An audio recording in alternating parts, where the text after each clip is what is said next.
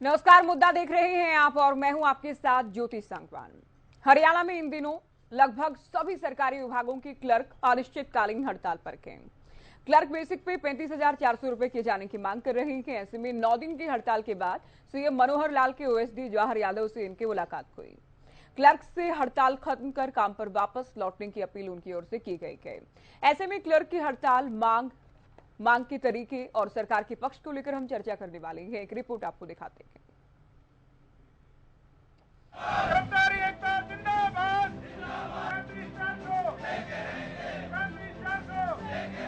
हमारा हक, हमारा हक। हरियाणा में लगभग सभी सरकारी विभागों के क्लर्क इन दिनों हड़ताल पर हैं। बेसिक पे में बढ़ोतरी की मांग के साथ क्लर्क 9 दिन से हड़ताल कर रहे हैं। क्लर्कों का कहना है कि बीजेपी ने अपने संकल्प पत्र में वेतन बढ़ोतरी का वादा किया था, अब तक वादा पूरा नहीं किया गया। फरीदाबाद में तमाम विभागों के जो लिपिक हैं वो पिछले 8 दिनों से धरने पर बैठे हैं और आज धरने का 9वां दिन है। तो लगातार आप देख सकते हैं कि सुबह से ही यहाँ पर तमाम जो लिपिक हैं, जो फरीदाबाद के अलग अलग विभागों के सभी लिपिक हैं, वो यहाँ पर एकत्रित होते हैं और पूरे दिन उनका यही नारेबाजी जो है चलती रहती है। लोग सरकार से गुहार लगा रहे हैं कि उनका वेतन बढ़ाया जाए, लेकिन अभी तक इस पर कुछ नहीं हो पाया है। और हमारे साथ यहाँ पर ये तमाम जो लिपिक हैं इनसे हम बात कर लेते हैं। सर, मेरा नाम सूर्य प्रताप है। मैं डिस्ट्रिक्ट प्रेसिडेंट हूँ CAWS से। सर, कितने दिन हो गए बैठे हुए? आज हमारा 9वां दिन है ये, और सरकार की तरफ से हमारे पास अभी कोई भी। कितने विभागों के लोग हैं जो बैठे? यहाँ हर डिपार्टमेंट के लोग बैठे हुए हैं, जितने भी डिपार्टमेंट हरियाणा हैं सारे लोग यहाँ बैठे हुए हैं। और हमारी जो मांग है 35,400, उसके लिए सरकार अभी बिल्कुल भी कोई संज्ञान नहीं ले रही है। हमने बार बार अपने जो ज्ञापन दिए हैं उनके माध्यम से 18 जून को अपना ज्ञापन दिया है हमने करनाल में। उसके माध्यम से सरकार को बार बार चेताना चाहा, पर सरकार ने हमारी मांगे अभी तक नहीं मानी है। आज 9वां दिन है, तो हम सरकार से यही कहना चाहेंगे कि सरकार हमारी मांग माने। तो सरकार इनकी मांग माने, यही कहना चाहेंगे। कुछ महिलाएं भी हैं यहाँ पर जो पिछले 8 दिनों से लगातार धरने पर बैठी हैं और आज 9वां दिन है। इनसे भी हम जान लेते हैं। क्या नाम है आपका? मेरा नाम मीनू है। मैं DC ऑफिस से हूँ। मैं 2020 में क्लर्क की ज्वाइनिंग पे पहले मेरा जो ज्वाइनिंग दी गई थी वो सोने फिलहाल किस बात को लेकर बैठे हुए? हमारी सिर्फ एक ही मांग है कि हमारा जो बेसिक पे है वो 19,900 से रिवाइज होकर 35,400 किया जाए। हमारे समानांतर जो पद श्रेणी के कैटेगरीज हैं, जैसे MPSW है और स्टाफ नर्स वगैरह हैं, JBT है, उन सभी का हर एक पे स्केल रिवाइज होता गया हर एक वेतन आयोग में। पर हमारे साथ ही ये भेदभाव क्यों किया गया कि क्लर्क को पीछे छोड़ते गए और सभी कैटेगरीज आगे चलती गई। हमारी सिर्फ एक ही मांग है कि हमारे कार्य की समीक्षा को देखते हुए हमारा पे ग्रेड बढ़ाया जाए। पे ग्रेड बढ़ाया जाए। आप क्या मानते हैं जितना मिल रहा है वो पर्याप्त नहीं है? नहीं सर, पर्याप्त नहीं है, हमारा बढ़ाना चाहिए। क्या दिक्कत आती है? सैलरी कम है सर, काम ज़्यादा है हमारा, काम की क्योंकि समीक्षा होनी हमारी चाहिए। जो पोस्टिंग है वो 300 किलोमीटर दूर दी जाती है। 19,900 में एक घर चलाना बहुत मुश्किल हो जाता है। यदि 2 बच्चे हैं, उनकी फीस भी देखी जाए तो 16-17 हज़ार रुपये उनकी फीस होती है। और किचन का खर्चा इतना होता है कि एक 19,900 में कोई भी हमारी जो बेसिक ज़रूरतें हैं वो पूरी नहीं हो पाती सर। तो 19,900 में इनकी जो घर की ज़रूरतें हैं, बेसिक जो ज़रूरतें हैं वो पूरी नहीं हो पाती। और तमाम जो लोग हैं, आप देख सकते हैं कि सभी विभागों के जो लिपिक हैं वो यहाँ पर लगातार पिछले कई दिनों से धरने पर बैठे हुए हैं और सरकार से गुहार लगा रहे हैं कि उनकी जो पे स्केल है वो बढ़ाया जाना चाहिए। और सैकड़ों की संख्या में ये लोग यहाँ बैठे हुए हैं। तो कहीं ना कहीं जिस तरीके से लगातार धरना कर रहे हैं, तो जो ऑफिस हैं, जो कार्यालय हैं सरकारी, उनमें भी जो काम है वो पूरी तरह से बाधित होता हुआ दिखाई दे रहा है। देखना होगा कि कब तक अब लोगों को इस जो लिपिक जो धरने पर बैठे हैं उनसे राहत मिल पाएगी और उनके काम सुचारू रूप से हो पाएंगे। वहीं सीएम मनोहर लाल के ओएसडी जवाहर यादव से क्लर्क प्रतिनिधि मंडल की मुलाकात हुई। ओएसडी जवाहर यादव ने हड़ताल खत्म कर क्लर्कों से वापस काम पर लौटने की अपील की है। सरकार की तरफ से पहली बार डेलीगेशन का हम लोगों से मिलना हुआ और उनके मुद्दों को समझा, जो अपनी बात कहना चाह रहे थे। कुछ उनके मन में था, तनख्वाह को लेकर, सैलरी लेकर कुछ विसंगतियाँ थी और कुछ उनके बिंदु थे। आज का पहला दिन तो केवल उनके मुद्दे क्या है, उनकी मांग क्या है, उसके समझने में हमने लगाया है। अब आगे इसके लिए जल्दी एक मीटिंग दोबारा अगले सप्ताह वीरवार या शुक्रवार को करने की बात हुई है। उससे पहले जहाँ जहाँ हमने आपस में कुछ विषय पे विचार विमर्श करना है वो करेंगे। हमने उनसे एक आग्रह भी किया है कि इस समय कुछ राज्यों में प्राकृतिक आपदा का संकट आया हुआ है, तो ऐसी प्राकृतिक आपदा के संकट के समय उनको अपने दायित्व का निर्वाह करना चाहिए और वो जिस स्थान पे उनकी ड्यूटी है उसके कर्तव्य का निर्वाह उनको करना है। जाहिर है क्लर्क इस बार अनिश्चितकालीन हड़ताल के जरिए आर पार की लड़ाई के मूड में है। क्लर्कों का कहना है कि 19,900 से बढ़ाकर इन बेसिक पे 35,400 किया जाए। क्लर्कों की हड़ताल से आम जन परेशान है, काम प्रभावित हो रहा है, तो विपक्ष भी सरकार को घेरने में जुटा है। ऐसे में सीएम के ओएसडी से क्लर्कों के प्रतिनिधि मंडल की मुलाकात हुई। जल्द ही एक बार फिर बैठक होगी। बहरहाल देखना ये है कि क्या सरकार की अपील पर क्लर्क हड़ताल खत्म करेंगे। क्या सरकार क्लर्कों की वेतन बढ़ोतरी की मांग को मानेगी? कब और कैसे क्लर्क्स की ये हड़ताल खत्म होगी? News desk, Haryana news. देख लेते हैं क्लर्क्स की जो मांगे हैं वो कितनी सही हैं, मांगे कितनी जायज है, इस पर हम जवाब लेने का प्रयास करेंगे, चर्चा होगी। 35,400 बेसिक पे की मांग कितनी ये पॉसिबल है और कितनी सही है। प्राकृतिक आपदा चूंकि बाढ़ जैसे हालात हैं, जवाहर यादव भी ये कह रहे थे कम से कम इन हालात में हड़ताल नहीं करनी चाहिए। ऐसे हालात में हड़ताल करना ये कितना उचित है और क्या सरकार लिपिकों की मांगे मान लेगी, ये भी आज हम बीजेपी प्रवक्ता से जानने की कोशिश करेंगे। तो लोग परेशान हैं, कैसे और कब क्या समाधान निकलेगा।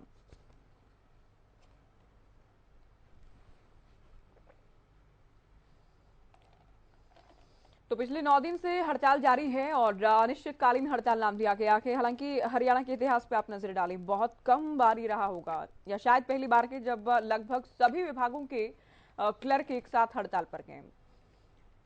तो सभी सरकारी विभागों के क्लर्क हड़ताल पर हैं। लोगों को ऑनलाइन से लेकर ऑफलाइन तमाम सरकारी कार्यों से जुड़ी दिक्कत परेशानी उठानी पड़ रही है।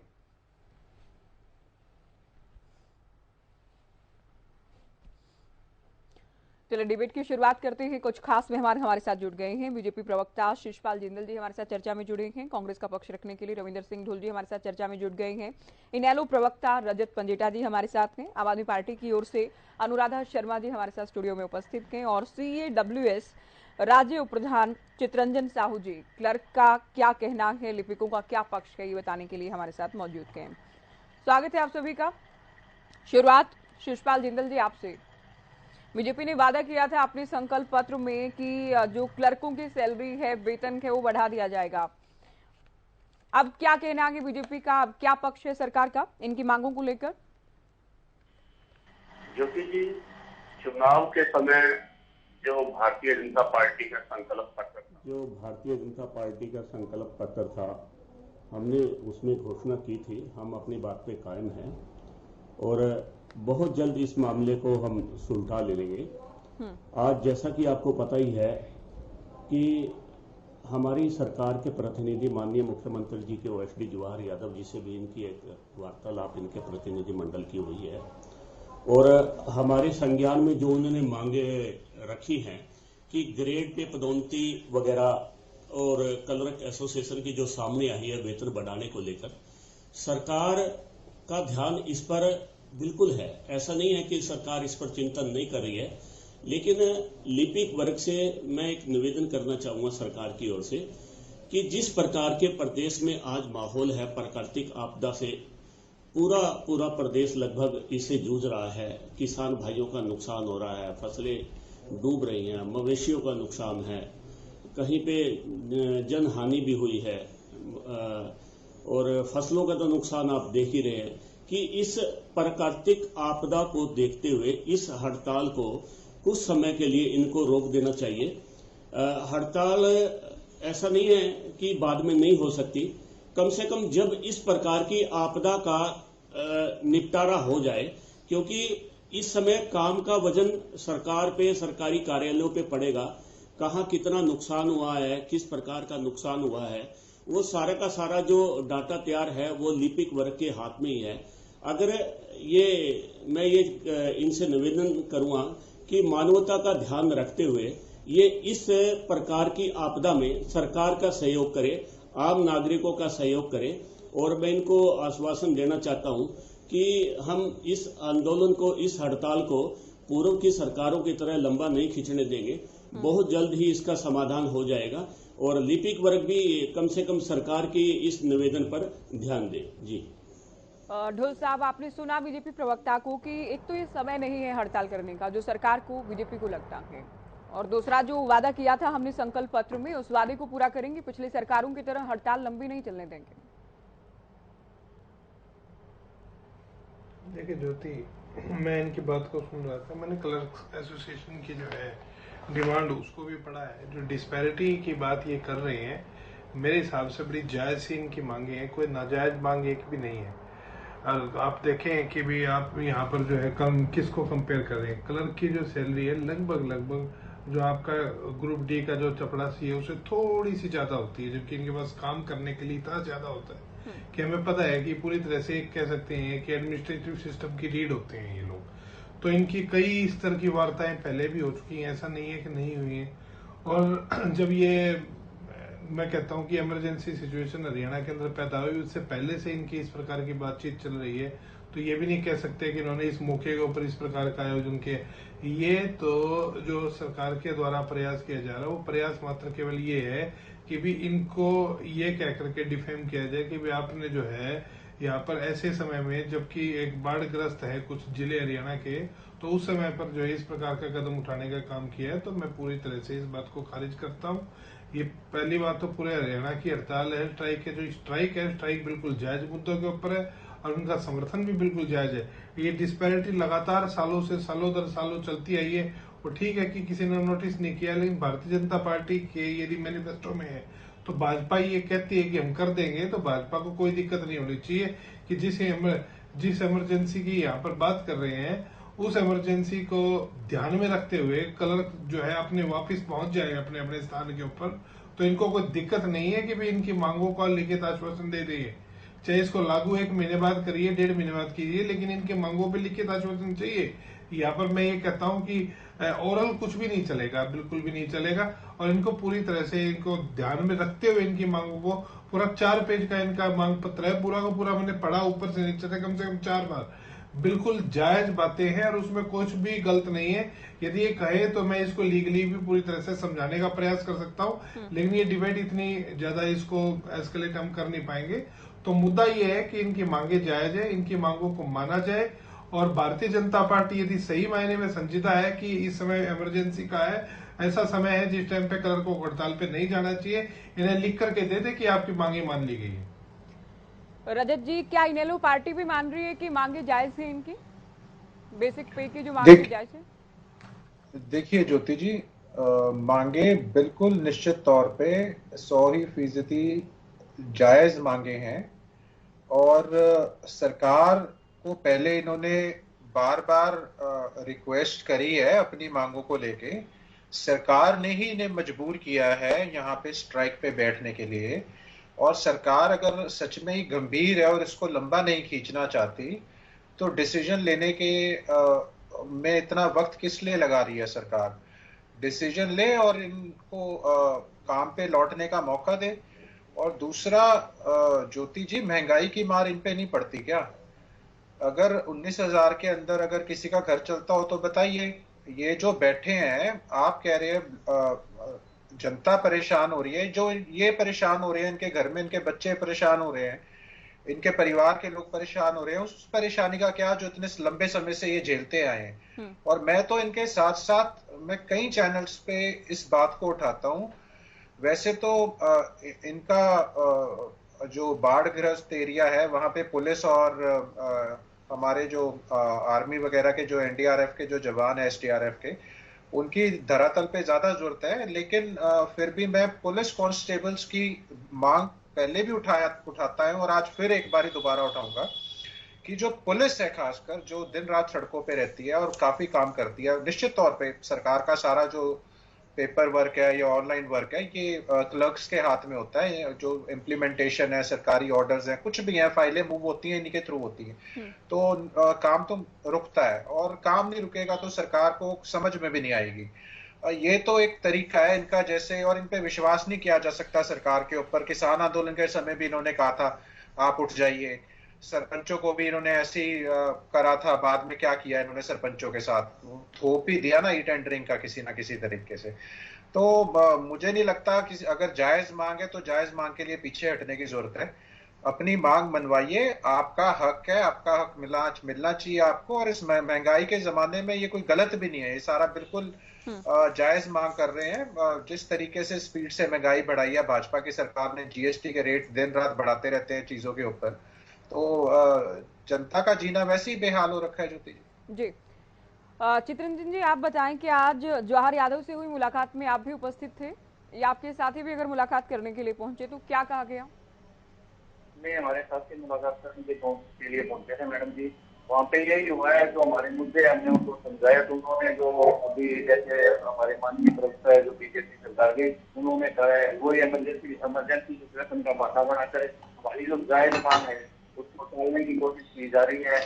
हम पिछले 3 साल से हमने सरकार को अपना मांग पत्र भेजा है, सरकार ने आज तक उससे समीक्षा रिपोर्ट भी तैयार नहीं की है। तो हम कैसे सरकार की जो हमारे मंत्री महोदय है उनकी बात हम कैसे मान लें, क्योंकि इतना टाइम हो गया। हमने रिटर्न में सारे पत्राचार किए, उपायुक्त महोदय के माध्यम से हमने हमारा मांग पत्र भेजा, जो एमएलए एमपी थे उनके माध्यम से हमारा मांग पत्र भेजा।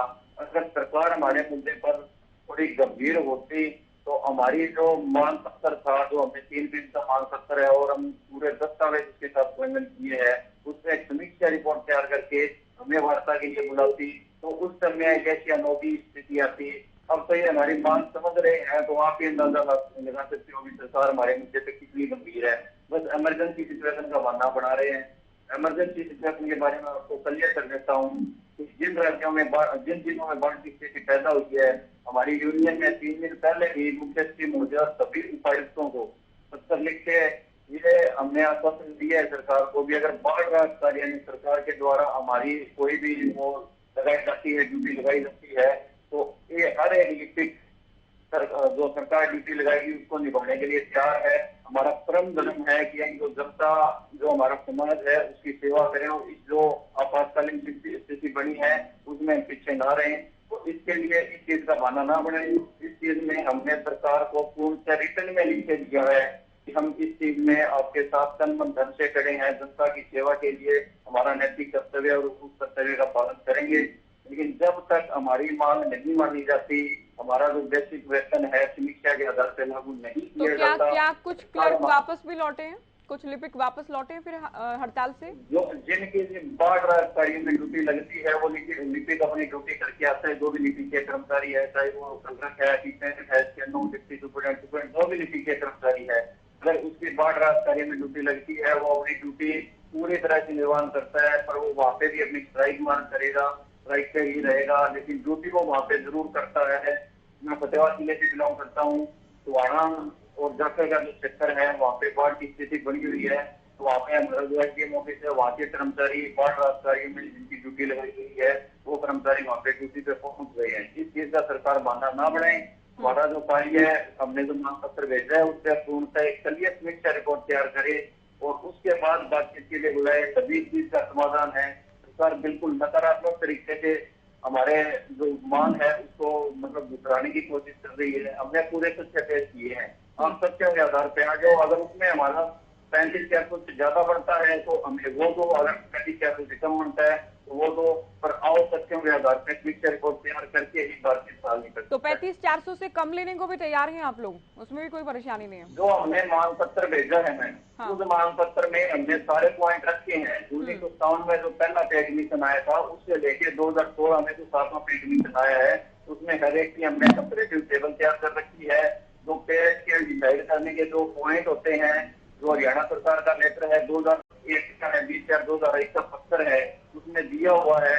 इस पत्र के अनुसार किसी भी जो पोस्ट है उसका वेतनमान निर्धारित होगा और जो कार्य हम करते हैं उस कार्य के आधार पर समीक्षा रिपोर्ट तैयार की जाए।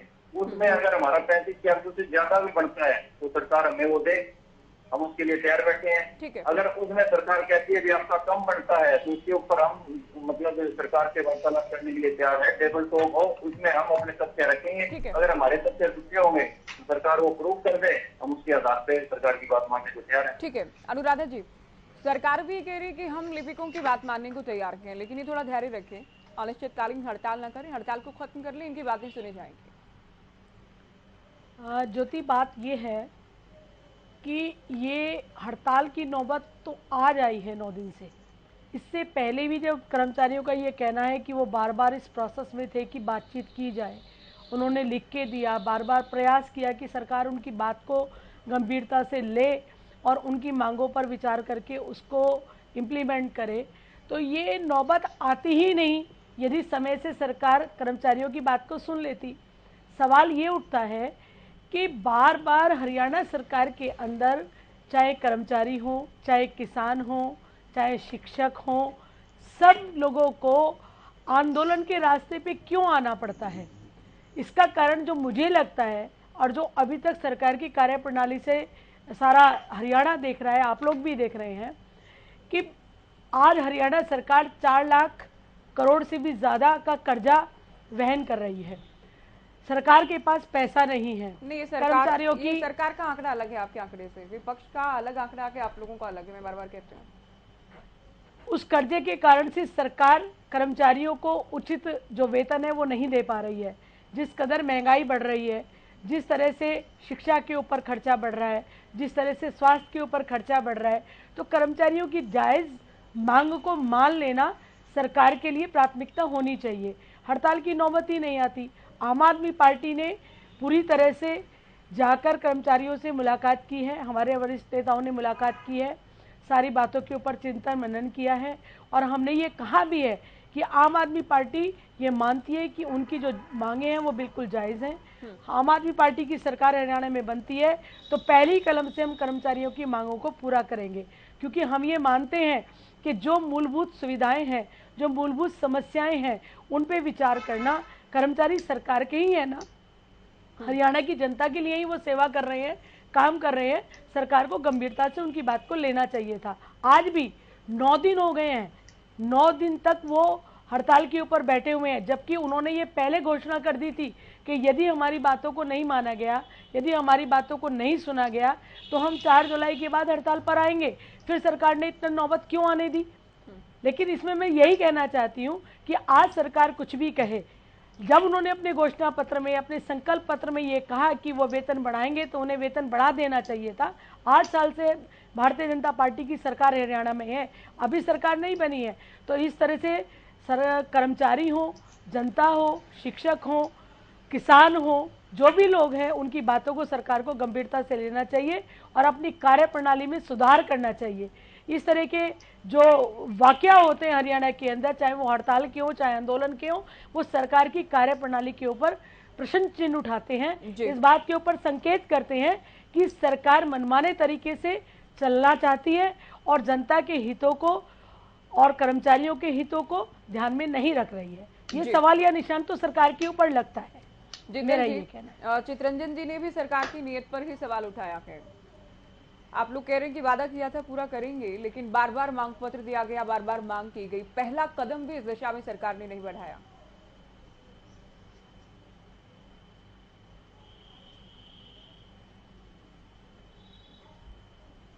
आवाज मिल रही है आपको? शिषपाल जिंदल जी, आप सुन रहे हैं? आपसे ही सवाल है, आपको आवाज मिल रही है? आप ही बताएं। जी। चितरंजन साहू जी कह रहे हैं कि हम तो बहुत बार मांग कर चुके हैं, कितनी बार मांग पत्र दिया गया, ये बिल्कुल नई मांग नहीं है। सरकार ने क्या किया अब तक? देखिए, क्लरिकल एसोसिएशन वेलफेयर सोसाइटी के जो 2 निर्णय लिए गए हैं, हम वो निर्णय वास्तव में ही स्वागत योग्य है। पहला तो ये कि उन्होंने जो सरकार की बात मानकर आपात स्थिति में हाथ बटाने का काम किया है, बहुत ही अच्छा निर्णय है। मानवता के नाते मैं इसका स्वागत करता हूं। दूसरी बात यह है कि 9 जुलाई को एक राजनीतिक पार्टी, आम आदमी पार्टी के मुख्यमंत्री केजरीवाल जी ने इनके हड़ताल में आने का प्रश्न किया था, लेकिन इन्होंने बड़ी सूझबूझ से इस हड़ताल को राजनीतिकरण नहीं होने दिया। ये भी इनका स्वागत योग्य कदम है। और जहां तक कांग्रेस की बात है, तो ये मैं बताना चाहूंगा ज्योति जी, कांग्रेस धरातल पर अपना जो वजूद है वो खत्म कर चुकी है। हम पहले भी कह चुके हैं कि जो कर्मचारियों की हड़ताल है उसका समाधान हम करके हटेंगे। आज इस प्रकार की पहली बैठक थी। इस बैठक में सीधा सवाल था, आप समझे नहीं क्या? जब आप ये कह रहे हैं कि वादा पूरा करेंगे, तो अब तक कौन सा पहला कदम उठाया गया इस दिशा में? और क्या चुनाव का इंतजार कर रहे हैं? जब संकल्प पत्र में वादा किया गया था, वो भी तब बात हो रही है जब ये लोग अनिश्चितकालीन हड़ताल कर रहे हैं। नहीं देखिए ज्योति जी, देखिए आज सरकार के प्रतिनिधि के साथ इनकी बड़ी अच्छी वार्ता हुई है। इन्होंने अपना मांग पत्र जो भी है अपनी मांगे जवाहर जी को दी है। जवाहर जी ने इस पर पूरी गंभीरता से चिंतन किया है और अब इनके मांग पत्र पर सरकार पूर्णतः विचार करेगी कितना इनका बढ़ना चाहिए, कितना नहीं बढ़ना चाहिए। और उन्होंने भी बड़ा इनको पॉजिटिव रिस्पांस दिया है कि बहुत जल्द इसका समाधान कर दिया जाएगा। और दूसरी बात मैं ये कहना चाहता हूं कि कार्य की समीक्षा करना ये उच्चतम न्यायालय भी मानता है, केंद्र सरकार भी मानती है और हरियाणा सरकार भी मानती है। हम इस पे बड़ी गंभीरता से चिंतन कर रहे हैं और बहुत जल्द इस मामले का सुलटारा हम कर देंगे। जहां तक वेतनमान में संशोधित करने की मांग है इनकी, असल में ये मुद्दा अब का नहीं है, ये पूर्व की सरकारों का जब का प्रदेश हरियाणा प्रदेश नेतृत्व में आया है, बना है, तभी से संशोधन की जो इनकी मांगे हैं किसी भी वर्ग की, वो फाइलों में दबकर रह गई है। असल में 23 नवंबर 2006 को तत्कालीन मुख्यमंत्री ने इस प्रकार का एक पत्र जारी किया था कि इनके वेतनमान में संशोधित किया जाए। लेकिन बड़ी हैरानी की बात है कि उस पत्र पर कार्रवाई की बजाय इन्होंने फाइलों में दबाकर उस पत्र को रख दिया। तो अब इनकी हड़ताल के बाद सरकार के आपने भी तो यही किया है साहब, दूसरा कार्यकाल पूरा करने जा रहे हैं आप लोग, कमाल कर रहे हैं। आपने भी तो यही किया। कांग्रेस का सवाल तो मैं पूछ लूंगी ना, रविंद्र सिंह ढुल जी हमारे साथ हैं, इनसे मैं पूछ लूंगी।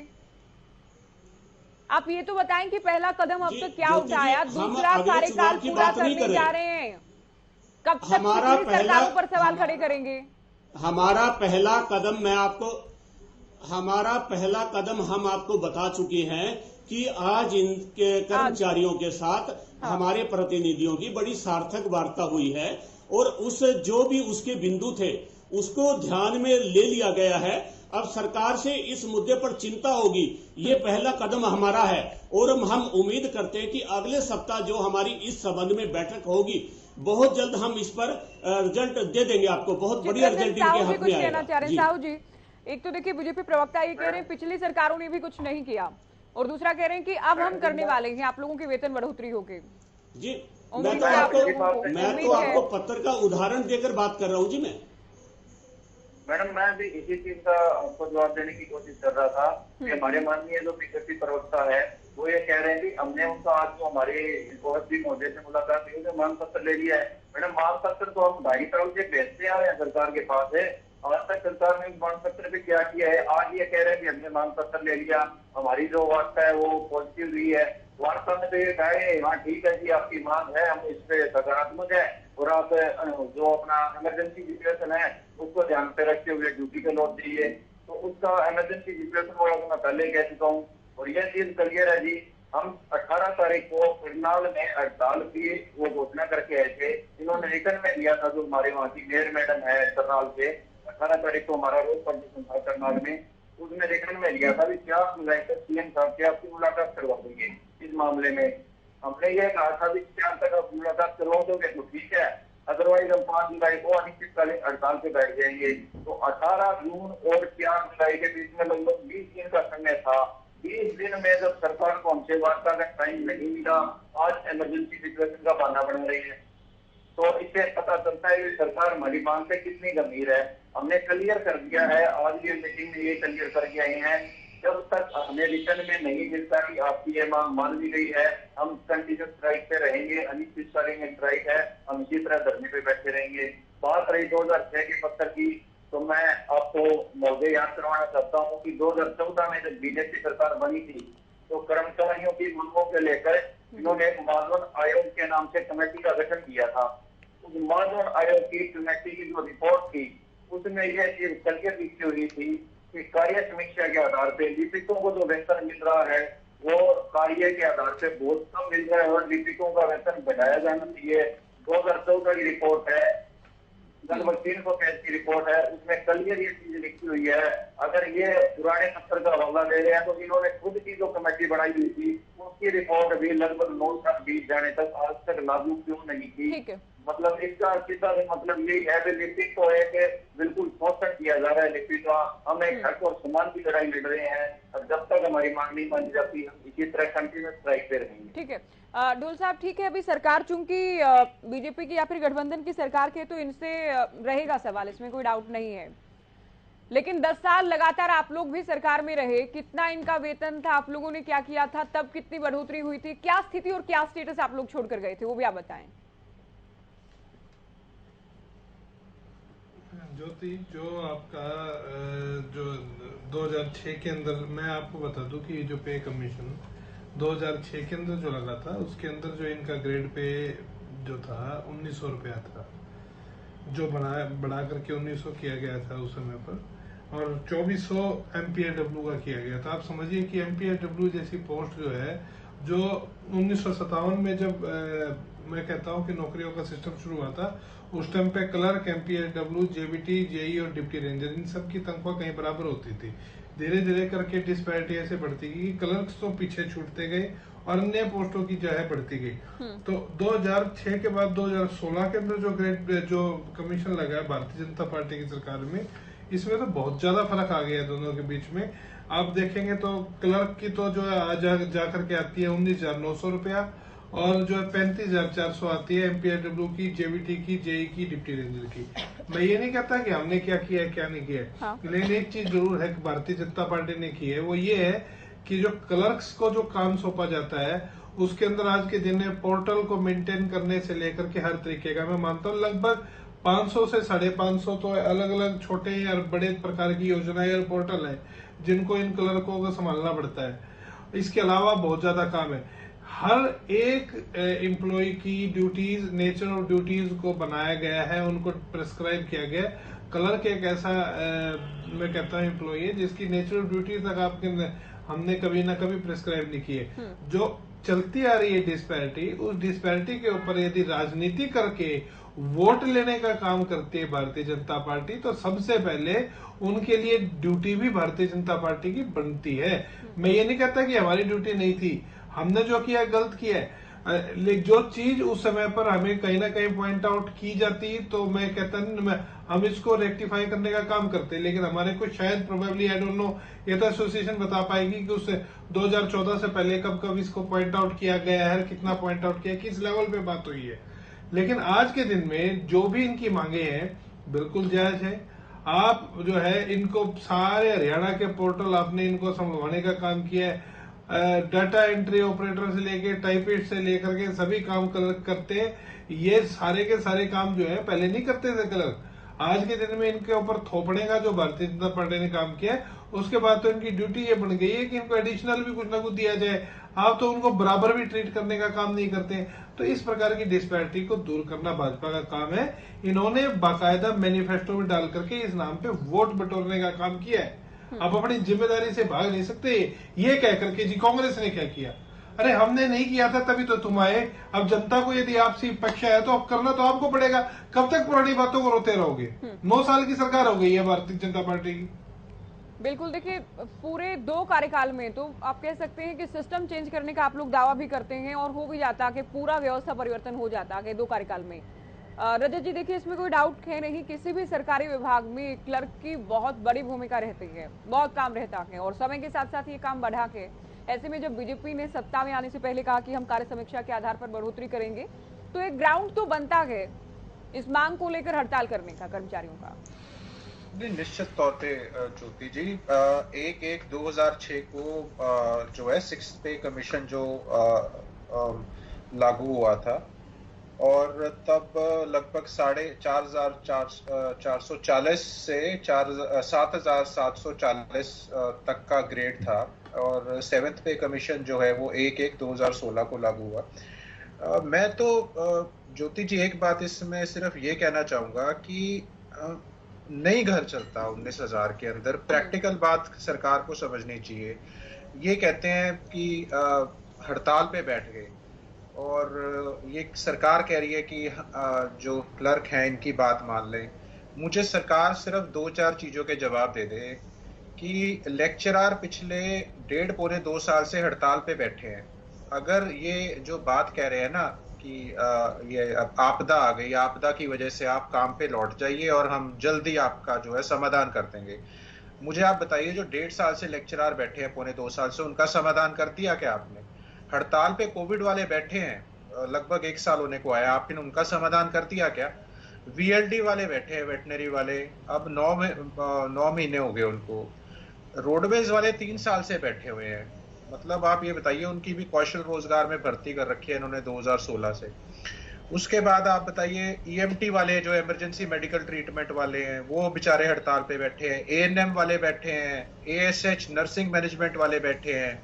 तो सरकार को तो कानों पे जू ही नहीं रेंगती ज्योति जी, ना इनको सरकार को महंगाई लगती है। और मैं बार बार इस मांग के साथ साथ, क्योंकि ये रोडवेज वाले हैं, तो मैं इनसे, चलिए ये अपनी मांग रख रहे हैं, लेकिन पुलिस कांस्टेबल का और पुलिस डिपार्टमेंट का, आप प्लीज पुलिस कांस्टेबल्स की भी पे ग्रेड जो है वो पंजाब के बराबर करिए। पूरे आपके आस पड़ोस में हर जगह 35-400 के आसपास का ग्रेड है।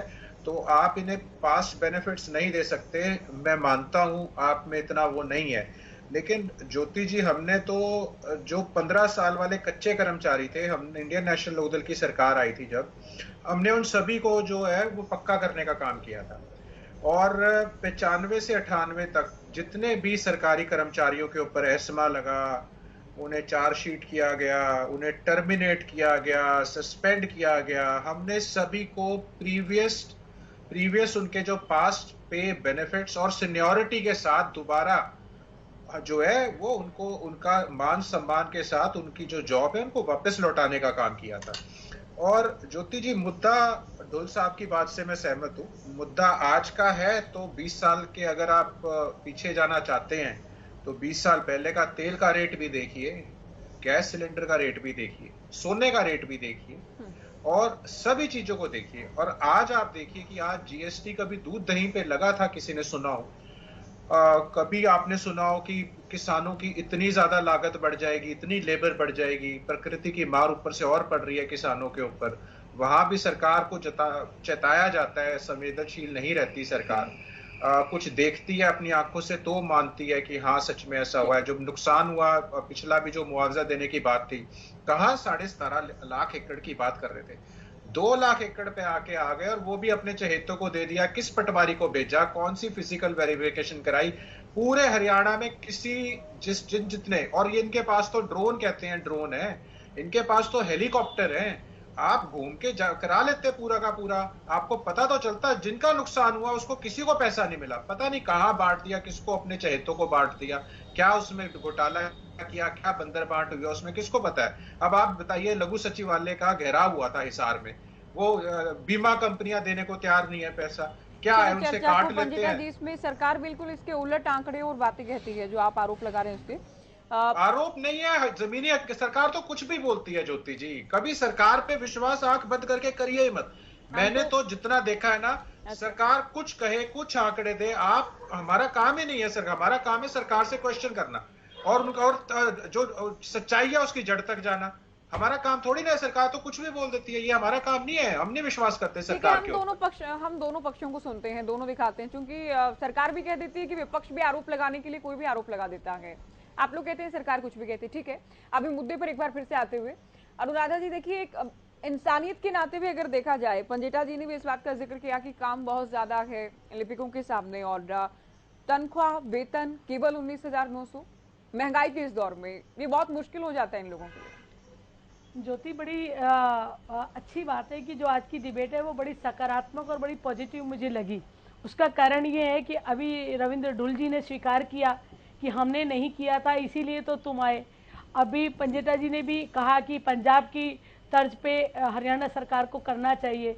तो मुझे लगता है कि ये सकारात्मक राजनीति ये प्रदर्शित कर रही है कि आज हरियाणा की जनता ने कांग्रेस की सरकार को देखा, उसके बाद भारतीय जनता पार्टी की सरकार को देखा, और जो निराशा उनके हाथ लगी है, तो आज हरियाणा के अंदर लोगों को एक विकल्प की तलाश है। आम आदमी पार्टी के ऊपर चिंता कर रहे थे भाजपा के प्रवक्ता भी कि वो केजरीवाल जी आना चाहते। मैं एक बात कहना चाहती हूँ आपके चैनल के माध्यम से जब वेस्लर्स का मामला हुआ था तब भी बार बार यही बात कही जाती थी कि जी राजनीतिक लोग पहुंच गए, मुद्दे का राजनीतिकरण कर दिया, और आज भी यही चिंता व्यक्त की जा रही है। अरे भाई, मैं आप लोगों से ये पूछना चाहती हूँ, आप जवाब दें इस बात का कि आप पहले ही बात को गंभीरता से लेकर, समस्या को गंभीरता से लेकर उसका समाधान क्यों नहीं देते हैं? क्या सरकार सिर्फ अपने चहेतों के लिए काम करना चाहती है? क्या सरकार इस हरियाणा के अंदर रातों रात रजिस्ट्रियां कराने के लिए बनी है? क्या सरकार इस हरियाणा के अंदर रिश्वत लेने के लिए बनी है? आज जिस तरह से हर वर्ग त्रस्त है, जिस तरह से हर आदमी को सड़क पे आके अपनी बात कहनी पड़ती है, ऐसा क्यों?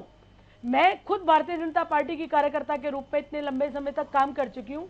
वो भारतीय जनता पार्टी जो मानवीयता की बात करती है, वो भारतीय जनता पार्टी जो राष्ट्रवाद की बात करती है, क्या राष्ट्रवाद सिर्फ कागजों में बोलने से होता है? राष्ट्रवाद जनता के, अपने देश के, अपने राज्य के लोगों की समस्या, उनके दुख दर्द को समझने से होता है। आज हालत क्या है? भारतीय जनता पार्टी को ये समझना चाहिए, और पूरा देश देख रहा है, पूरा राज्य देख रहा है। आज बच्चा जो दूध पीता है उससे लेके जो दाल, चावल, आटा और ऐसी मूल नमक तक इतना महंगा हो गया है कि गरीब आदमी रोटी खाने से परेशान हो रहा है। कर्मचारी कैसे चलाए 19,900 रुपए में अपने घर को? ये समस्याएं सरकार नहीं सुनेगी तो कौन सुनेगा? जो भारतीय जनता पार्टी वोट बटोरने के लिए नए नए लुभावने वादे करती है, अपने घोषणा पत्र में घोषणाएं करती है, आज 8 साल के अंदर उन्हें पूरा कर देना चाहिए था। फिर क्यों तो आम आदमी की पार्टी की चिंता तुम्हें करनी पड़ती? क्यों केजरीवाल जी की चिंता आपको करनी पड़ती? और जहां तक आम आदमी पार्टी का सवाल है, आम आदमी पार्टी बार बार इस बात को कहती रही है कि हम जो कहते हैं वो करके दिखाते हैं। हमारे वरिष्ठ उपाध्यक्ष अनुराग डांडा जी कैथल में जाके कर्मचारियों को मिले हैं, और मैं फिर उनकी बात को रिपीट करना चाहती हूँ। यहाँ आम आदमी पार्टी की सरकार हरियाणा के अंदर बनी तो पहली कलम से कर्मचारियों की मांग को हम पूरा करेंगे। पंजाब की तर्ज पे हम जनहित के मुद्दों पर काम करेंगे। शिक्षा, स्वास्थ्य, कर्मचारी, किसान, महिला सुरक्षा, हर मुद्दे के ऊपर आम आदमी पार्टी लोगों के साथ खड़ी है। उनकी आवाज में आवाज मिलाकर हमने उसको उठाया है और काम करते रहेंगे। जिंदल जी, अभी आपने जो पिछले उत्तर में दावा किया उस पर प्रतिक्रिया देते हुए साहू जी कह रहे हैं कि ये आश्वासन जो आज की बैठक में दिया गया है, ये तो 2.5-3 साल से दिया जा रहा है, इसमें कुछ भी नया और अलग नहीं है। देखिए ज्योति जी, इनेलो और कांग्रेस दोनों मसेरे भाई हैं, दोनों की भाषा शैली एक है, दोनों के विचार एक है, और आप देखोगे आने वाले समय में दोनों मिलकर भी चुनाव लड़ेंगे।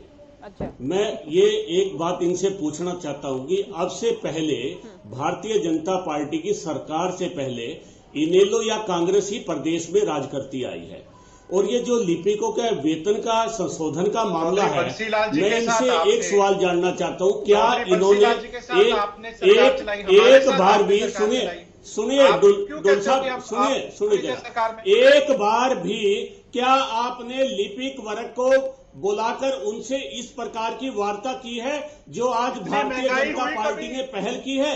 और हम तो उदाहरण आपको, सुनिए मेरी बात, हम तो उदाहरण आपको दे रहे हैं कि 23 नवंबर 2006 को आपकी सरकार ने एक फर्जी पत्र जारी किया और फाइलों में दबाकर उसको रख दिया। इसके अलावा आपकी सरकार में क्या होता था और हमारी सरकार में क्या? सुनिए डोल साहब, संयम बरतिए। आपकी सरकार में क्या था, हमारी सरकार में क्या है? हमारी सरकार के अंदर बिल्कुल ही कोई तर्क ही नहीं है। पंजेटा जी, मेरे को इनका दिखाई नहीं दे रहा चेहरा, बोले मेरा चेहरा देख के क्या करोगे? चुप कराइए एक बार। पंजेटा जी सुनिए अभी, लेकिन मेरा सवाल तो आप पीछे छोड़ गए ना। पिछली बार भी आपने सवाल का उत्तर दिया। इनेलो या कांग्रेस की तो बात ही नहीं बची ना। कांग्रेस ये कह रही ठीक है हमने नहीं किया तो हम सत्ता में नहीं है ना। ज्योति जी, इनेलो तो बहुत टाइम से सत्ता में नहीं है, 4 कार्यकाल से सत्ता में नहीं है। मैं तो साहू जी ने जो कहा कि ये जो आज भरोसा या आश्वासन दिया गया, ये तो 2.5-3 साल से दिया जा रहा है, इसमें नया क्या है? आप मेरे सवाल को छोड़कर कांग्रेस और इनेलो पर बात कर रहे हैं। नहीं, आज पहली बार लिपिक वर्ग की बैठक हुई है सरकार के प्रतिनिधियों से, और आज पहली बैठक के बाद ही हमने इसका रिजल्ट देने का प्रयास किया कि अगली बैठक तक हम इसका समाधान करने का प्रयास करेंगे।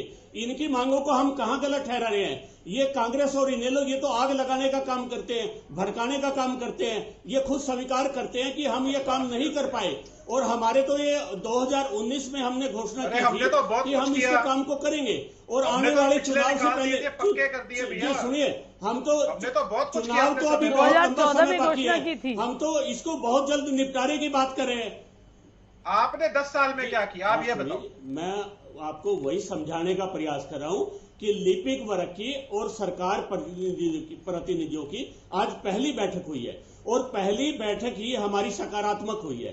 हमारा जो ध्येय है ये लिपिक वर्ग की समस्याओं का समस्या का समाधान ये करना बैठ के करने से और आंकड़े देने से बात नहीं बनती है। थोड़ा सा पीछे चले जाइए जिंदल साहब, अब तो एक तरफ तो चुनावी तैयारी जारी है, एक आप बहुत प्राउड फील कर रहे हैं, कहते हो कि पहली बैठक हुई है, तो अगर इसी गति से काम चलेगा तो कैसे वादा कैसे पूरा कीजिएगा चुनाव में जाने से पहले?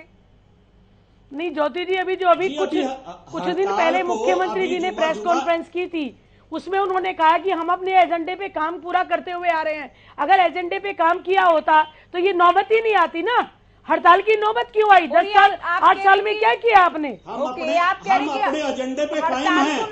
हम आशा जी, हम अपने एजेंडे पे कायम हैं और चुनाव से पहले जो भारतीय जनता पार्टी ने घोषणाएं की थी वो सभी की सभी घोषणाएं आपको पूरी करके दिखाएंगे। हमारा आम आदमी की पार्टी की तरह नहीं कि मुंगेरी लाल के सब नहीं, फिर हड़ताल क्यों होती है? फिर सारे कर्मचारी रोड पे क्यों है? आंदोलन क्यों है? अनिश्चितकालीन हड़ताल पे महिला कर्मचारी बैठी हुई है अपने बच्चों को घर को छोड़ के, क्यों है ये लोग? चुनाव को 6 महीने, इस बात का जवाब दीजिए ना, आप जवाब दीजिए कि सड़कों पर क्यों है? शिक्षक सड़कों पर क्यों है? स्कूलों को छोड़ के आप बताइए, इस बात का जवाब दीजिए। हड़ताल का रूप दे देते हो, आपके केजरीवाल जी जाने का प्रयास करते हैं लेकिन वो समझते हैं, वो बुलाते नहीं है उनको। केजरीवाल जी की नकल नहीं कर भी सकोगे सरकार उनको बुलाती है, हमारे प्रतिनिधियों से बात चलती है, आश्वासन देती है और ये भी हम आपकी बात करिए, अपना जवाब दीजिए, आश्वासन देते हैं कि बहुत जल्द इसका समाधान बहुत जल्द समाधान किया जाएगा। ठीक है, अभी आप सुनिए अभी साहू जी कुछ कहना चाह रहे हैं। साहू जी, अगर मैं गलत नहीं तो शायद ये तो पहली बार है कि लगभग सभी विभागों के क्लर्क हड़ताल कर रहे हैं, सभी विभागों के हड़ताल कर रहे हैं, पहला मौका है। लेकिन ठीक है, अभी तक हम ये बात कर रहे हैं कि आप लोगों की मांग को लेकर बीजेपी का वादा भी था और ये जायज है नहीं, इस पर भी चर्चा कर रहे हैं, लेकिन आप लोग भी कहीं ना कहीं प्रयास इस बात का कर रहे हैं कि चुनाव करीब आ रहे हैं, सरकार पर दबाव बनाया जाए। अपनी मांग पे जाए नहीं, हमारा ऐसा कोई इरादा नहीं है मैडम। हम पहले ही कह रहे हैं, पिछले 3 साल से हम ये कार्रवाई करते आ रहे हैं। हम हमारा जो मांग पत्र सरकार को भेज चुके हैं। 3 साल में सरकार ने जब हमें एक वार्ता का टाइम नहीं दिया, अब जब मजबूरन हमें हड़ताल में बैठना पड़ा है तो सरकार इमरजेंसी का बहाना बना रही है। 3 साल में एक पत्र पे सरकार जब समीक्षा रिपोर्ट तैयार नहीं कर सकती, एक छोटी सी मांग है उसको लागू करने के लिए कोई बड़ी मांग नहीं है। हमने सिर्फ कार्य समीक्षा के आधार पर वेतन की मांग करी है। एक समीक्षा रिपोर्ट बनाने की सरकार के पास मतलब सारे तंत्र है, सारा जो भी है, उन्होंने एक समीक्षा रिपोर्ट तैयार करके और हमें बातचीत के बुला लेते हैं भी आपकी ये डिमांड है और इसके अकॉर्डिंग आपका ये बढ़ता है, तो उस टाइम वहाँ पे उस चीज का सोल्यूशन हो जाता।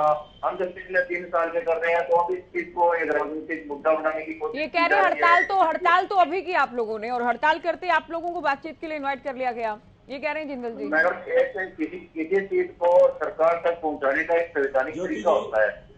हमने वो सारे संवैधानिक तरीके अपना लिए। हमने 22 जिलों के जो डीसी है उनके माध्यम से हमने ज्ञापन भेजे, डीसी ने वो ज्ञापन सरकार के पास भेजे। इसी प्रकार एमएलए एमपी है उनको भी हमने ज्ञापन दिए। इस प्रोसेस में थोड़ा टाइम लगता है, आपको भी पता है। हमने डीसी को ज्ञापन दिया, एमएलए एमपी को ज्ञापन दिया। हमने इवन चीफ सेक्रेटरी महोदय और सीएम साहब से भी मुलाकात के लिए लगभग दर्जनों पत्र लिख चुके हैं, लेकिन उनकी तरफ से मुलाकात का कोई पत्र प्राप्त नहीं हुआ। तो आज ये तो नया है ना कि आज सीएम साहब की ओएसडी से मिले आप लोग, जवाहर यादव की से मुलाकात की गई, उनकी ओर से कहा गया कि सकारात्मक चर्चा हुई, अगले हफ्ते फिर से मुलाकात होगी। अब तो कोई आस उम्मीद होगी मैडम? उम्मीद ये दुष्टाश्वासन तो पिछले कई दशकों से चलते आ रही है, दुष्टाश्वासन नहीं किया हमें रिटर्न में चाहिए, रिटर्न में सरकार दे देगी। आपने कहा कि पहले तो बातचीत भी नहीं हुई, तो आज बातचीत तो हुई है ना, इस दिशा में सरकार सोच रही है। तो बातचीत पर मैडम, बातचीत पर वही तो मैं कह रहा हूँ ना, बातचीत पर उन्होंने मांग पत्र ले लिया, हमारी बात होगी, उन्होंने इमरजेंसी का बहाना बना दिया। अब इमरजेंसी है तो है नहीं, हम हड़ताल पे बैठे और हमने कह दिया इमरजेंसी आ जाओ। इमरजेंसी तो ये प्राकृतिक आपदा है, ये किसी से पूछ के नहीं आती। तो इसमें हम सरकार के साथ खड़े हैं। ठीक है, स्ट्राइक पे बैठे रहेंगे। सरकार अगर हमारी ढोल एरिया में ड्यूटी लगाती है तो हम तत्पर रहेंगे। लगभग सभी सरकारी क्लर्क, लगभग सभी, आप सुनिए जिंदल जी, आप काफी समय तक बोल चुके हैं लगातार, अभी आप सुनिए, लगभग सभी विभागों के क्लर्क हड़ताल पर गए और जाहिर है काम बहुत प्रभावित हो रहा है, लोग बहुत परेशान गए। ऐसे में बीजेपी का चूंकि वादा भी था, चुनाव भी करीब गए, संभावना बहुत हो जाती है कि सरकार मांगे इनकी मांगों को सुना जाए। बिल्कुल मांगे जायज है, सुना जाना चाहिए, संभावना पूरी है। क्योंकि मैं बता रहा हूँ कि यदि सरकार को सच्चाई में इस बात की चिंता है कि लोग परेशान हैं, तो सरकार को 1 मिनट भी नहीं लगाना चाहिए। जिस प्रकार की डिस्पैरिटी क्लर्क्स के साथ में है, मैं तो हैरान रह गया कि आज मैंने पूरा डिटेल में इनको पढ़ने का काम किया। तो जिस प्रकार की डिस्पैरिटी है, मुझे बिल्कुल स्पष्ट तौर पे लगता है सरकार को तुरंत संज्ञान में लेकर के कुछ न कुछ लिखित में इनको आश्वासन देना चाहिए, ताकि ये लोग अपने काम के ऊपर वापस लौट सके और भारतीय जनता पार्टी का खुद का ही चुनाव वायदा पूरा हो जाए। मैं समझ में नहीं पा रहा हूँ कि कमेटी 9 साल के बाद क्या बनी। जब आपके पास में चुनावी आपका वायदा है, तो आपकी मैनिफेस्टो कमेटी जो आपने बनाई थी, एक तो मुझे याद आ रहा है जेजेपी बीजेपी की भी बनी थी, जो कि दोनों के मैनिफेस्टो को पूरा करने के लिए, वो कमेटियां कहाँ चली गई? वो कमेटियां क्या कर रही हैं फिर? ठीक है, उस कमेटी की तो शायद बैठक भी नहीं हुई थी शुरुआत में। कमेटियां क्या काम करेंगी जब विधायकों को थप्पड़ मैं आखिरी कमेंट जिंदल जी आपसे इस बात को लेकर काम करेंगे हरियाणा सरकार में? अगले हफ्ते बैठक होगी, आप क्या भरोसा देंगे पैनल पर अभी जो लिपिक हड़ताल कर रहे हैं उनको? जी ज्योति जी सुनिए, ढोल साहब कह रहे हैं कि आश्वासन, मैं इनको बताना चाहता हूं कि आश्वासन देना कांग्रेस का काम है और काम करना भारतीय जनता पार्टी का काम है। आप एक बात से अंदाजा लगाइए कि लिपिक वर्ग जो हड़ताल पे है, हमारा जो सरकार का रवैया है वो कितना लचीला रवैया है कि हमने इनको बुलाया, इनसे बात करी। अगर हम पूर्व की सरकार में हुड्डा की सरकार की बात करें तो इनके टाइम में गेस्ट टीचरों ने जो धरना दिया था हुड्डा जी की कोठी के बाहर, लगभग 5000 गेस्ट टीचर थे। हुड्डा जी ने खुलेआम उन पे गोलियां बरसाई, लाठियां डंडे चलाए, एक महिला टीचर की मौत हो गई। इससे दर्दनाक हादसा क्या हो सकता है? ये हमारी क्या हुड्डा कांग्रेस हमारी भारतीय जनता पार्टी का क्या मुकाबला करेगी? हमारे विचारों से क्या विचार करेगी? हमारा जो रुख है वो तो कर्मचारियों के साथ है, बिल्कुल साफ सुथरा रुख है। और हम और गेस्ट टीचर्स को पहली कलम से लगाने का वादा किया गया था पूर्व मंत्री रामविलास शर्मा की ओर से। अब आप लोग कह रहे हैं कि पॉसिबल ही नहीं है। गारंटी दे रहे हैं, आप गारंटी दे रहे हैं? जी हम तो इनको काम की गारंटी दे रहे हैं, इनका काम होगा, बिल्कुल होगा, लेकिन उसके लिए सरकार को थोड़ा समय चाहिए। इस पर चिंतन करने का समय है, किस प्रकार से इनका वेतनमान बढ़ेगा, किस प्रकार से संशोधन होगा। साहू जी बहुत संक्षिप्त में आप बोलिएगा, आखिरी कमेंट के लिए आएंगे रजत जी आपके पास। साहू जी अच्छी बात है आप लोगों के लिए कि सरकार मान ले आपकी बातों को, अगर नहीं माना तो अगला कदम क्या होगा? मैडम हम कंटिन्यू स्ट्राइक में बैठे हैं, चिंतन करने का इतना टाइम दे दिया है, इससे ज्यादा और टाइम क्या दे? 3 साल हो गए हमें सरकार को मांग पत्र भेजते हुए, अब तक चिंतन ही नहीं हुआ, तो फिर हम क्या उम्मीद रख सकते हैं? ठीक आप भी बताओ हमारे पास। पंजेटा जी आखिरी कमेंट आपका। ठीक है, आपकी बात आ गई हम तक।